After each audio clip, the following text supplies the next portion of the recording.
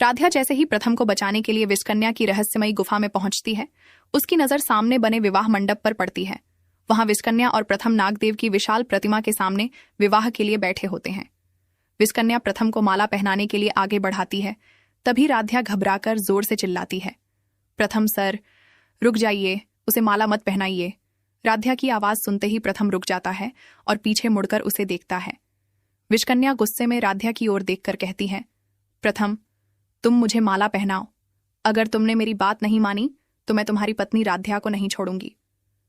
प्रथम गुस्से से माला जमीन पर फेंक देता है और राध्या के पास जाने के लिए आगे बढ़ता है, लेकिन तभी विषकन्या अपनी मायावी शक्ति का इस्तेमाल करके राध्या को पेड़ की विशाल जड़ों से बांध देती है। राध्या खुद को छुड़ाने की कोशिश करती है और कहती है, प्रथम सर, मेरी चिंता मत कीजिए, आप इससे शादी मत कीजिए। प्रथम बेबस होकर राध्या की ओर देखता है। विषकन्या कहती है, अब फैसला तुम्हें करना है प्रथम, या तो मुझसे शादी करो या फिर राध्या को हमेशा के लिए खो दो। प्रथम कुछ पल के लिए बिल्कुल शांत हो जाता है। वह गुफा के चारों तरफ ध्यान से देखने लगता है। तभी उसकी नजर नागदेव की विशाल प्रतिमा के पीछे बने कुछ रहस्यमयी निशानों पर पड़ती है। प्रथम मन ही मन सोचता है, जरूर इस गुफा में कोई ऐसा रहस्य है जिससे इसकी शक्ति को रोका जा सकता है। विषकन्या फिर उसके सामने माला लेकर खड़ी हो जाती है। प्रथम, अब ज्यादा समय नहीं है। प्रथम उसकी आंखों में देखते हुए कहता है, ठीक है, मैं तुम्हारी बात मानने के लिए तैयार हूं। राध्या यह सुनकर चौंक जाती है। प्रथम सर नहीं, प्रथम। राध्या की ओर देखकर हल्का सा इशारा करता है कि वह शांत रहे। विषकन्या के चेहरे पर जीत की मुस्कान आ जाती है, लेकिन उसे बिल्कुल अंदाजा नहीं होता कि प्रथम ने उसकी बात मानने का नाटक करके उसके असली रहस्य तक पहुंचने की योजना बना ली है। उधर मित्तल परिवार भी तांत्रिक के साथ उस रहस्यमयी गुफा के करीब पहुंच चुका होता है। तांत्रिक गंभीर आवाज में कहती है, सभी लोग सावधान रहना, आज की रात सिर्फ राध्या और प्रथम की परीक्षा नहीं है। इस गुफा में कोई बहुत बड़ा रहस्य छिपा हुआ है। तभी गुफा के अंदर से विषकन्या की जोरदार हंसी सुनाई देती है। प्रथम तुरंत समझ जाता है कि खतरा अभी खत्म नहीं हुआ है। विषकन्या प्रथम के सामने माला लेकर खड़ी होती है। उसके चेहरे पर जीत की मुस्कान होती है। प्रथम, अब तुम्हारे पास कोई रास्ता नहीं बचा। मुझसे शादी कर लो और राध्या को सुरक्षित लेकर यहां से चले जाओ। प्रथम शांत आवाज में कहता है, ठीक है, मैं तुम्हारी बात मानने के लिए तैयार हूं। राध्या यह सुनकर घबरा जाती है। प्रथम, सर, आप ऐसा मत कीजिए, मेरी वजह से आप इस विषकन्या के सामने मत झुकिए। प्रथम राध्या की ओर देखकर कहता है, राध्या मुझ पर भरोसा रखो। विषकन्या दोनों की बात सुनकर मुस्कुराती है। अब तुम्हारा भरोसा भी तुम्हें नहीं बचा पाएगा। वह माला उठाकर प्रथम के गले में डालने के लिए आगे बढ़ती है, लेकिन उसी समय प्रथम की नजर नागदेव की विशाल प्रतिमा के पीछे बने एक पुराने पत्थर पर पड़ती है। उस पत्थर पर वही निशान बने होते हैं जिन्हें राध्या ने कुछ देर पहले देखा था। प्रथम धीरे धीरे उस तरफ बढ़ता है। विषकन्या तुरंत पूछती है, कहाँ जा रहे हो? प्रथम जवाब देता है, विवाह से पहले नागदेव के सामने प्रार्थना करना चाहता हूं। विषकन्या कुछ पल उसे देखती है और फिर कहती है, ठीक है, लेकिन कोई चालाकी मत करना। प्रथम प्रतिमा के पास पहुंचता है। वह पत्थर को ध्यान से देखता है। उधर राध्या जड़ों में बंधी हुई लगातार प्रथम को संकेत देने की कोशिश करती है। प्रथम सर, उस पत्थर के नीचे देखिए। विषकन्या तुरंत राध्या की ओर मुड़ती है। चुप रहो। वह अपनी शक्ति से जड़ों को और मजबूत करने की कोशिश करती है। राध्या दर्द से परेशान होकर आंखें बंद कर लेती है। प्रथम यह देखकर कहता है, बस राध्या को छोड़ दो। विषकन्या कहती है, पहले माला पहनोगे?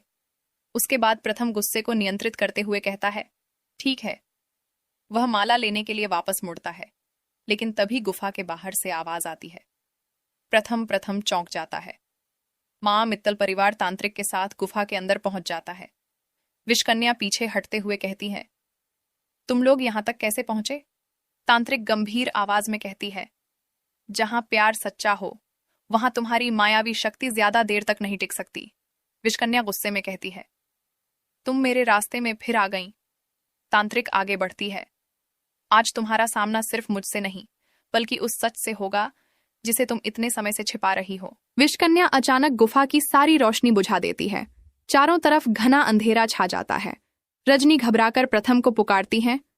प्रथम जवाब देता है, मैं यहीं हूं। तभी किसी के कदमों की आवाज सुनाई देती है। तांत्रिक कहती है, कोई भी अपनी जगह से मत हिलना। अचानक रोशनी वापस आती है। राध्या अब भी जड़ों में बंधी होती है, लेकिन विषकन्या वहां नहीं होती। प्रथम घबराकर कहता है, विषकन्या कहाँ गई? तांत्रिक चारों तरफ देखती है। वह भागी नहीं है, वह यहीं कहीं छिपी है। तभी ऊपर से विषकन्या की आवाज आती है, बहुत देर हो चुकी है। सभी ऊपर देखते हैं। विषकन्या गुफा की ऊंची चट्टान पर खड़ी होती है। उसके हाथ में एक पुरानी रहस्यमयी वस्तु होती है। तांत्रिक उसे देखते ही चौंक जाती है। यह तुम्हारे पास कैसे आई? प्रथम पूछता है। तांत्रिक जी, आप इसे पहचानती हैं? तांत्रिक गंभीर होकर कहती है, हाँ, यह वही शक्ति चिन्ह है जिसके बारे में मैंने पुराने ग्रंथों में पढ़ा था। अगर विषकन्या ने इसे पूरी तरह सक्रिय कर लिया तो उसकी मायावी शक्ति कई गुना बढ़ सकती है। विषकन्या मुस्कुराती है। अब समझे, तुम सब मुझे रोक नहीं सकते। प्रथम तुरंत कहता है, तुम्हारी शक्ति चाहे जितनी बढ़ जाए, तुम राध्या को मुझसे दूर नहीं कर सकती। विषकन्या उसकी तरफ देखती है। तो फिर देखो, मैं तुम्हारे सामने तुम्हारी सबसे बड़ी कमजोरी को कैसे इस्तेमाल करती हूं। वह हाथ उठाती है। राध्या के आसपास की जड़ें अचानक हिलने लगती हैं। प्रथम तुरंत राध्या की तरफ दौड़ता है। तांत्रिक उसे रोकती है। प्रथम, जल्दबाजी मत करना। प्रथम कहता है, मैं राध्या को वहां अकेला नहीं छोड़ सकता। वह जड़ों के पास पहुंचता है और उन्हें हटाने की कोशिश करता है। राध्या कहती है, प्रथम सर, पहले उस शक्ति चिन्ह को रोकिए। प्रथम ऊपर विषकन्या की तरफ देखता है। उसे अचानक अपनी पहले देखी हुई पत्थर की निशानी याद आती है। वह दौड़कर नागदेव की प्रतिमा के पीछे जाता है और उस पत्थर को ध्यान से देखता है। तांत्रिक चिल्लाती है, प्रथम, उस निशान के बीच वाले हिस्से को दबाओ। प्रथम तुरंत पत्थर के बीच बने चिन्ह को दबाता है। अचानक पूरी गुफा में तेज कंपन शुरू हो जाता है। विषकन्या घबरा जाती है। नहीं, तुमने यह कैसे खोज लिया? उसके हाथ से शक्ति चिन्ह गिर जाता है।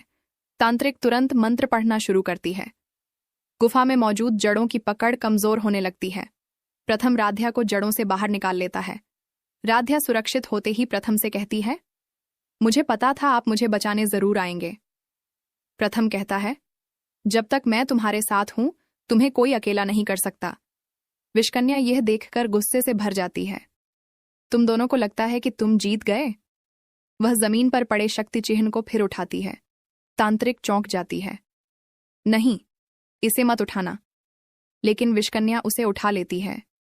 अचानक गुफा के पीछे की दीवार में दरार पड़ती है। दरार धीरे धीरे एक गुप्त दरवाजे में बदल जाती है।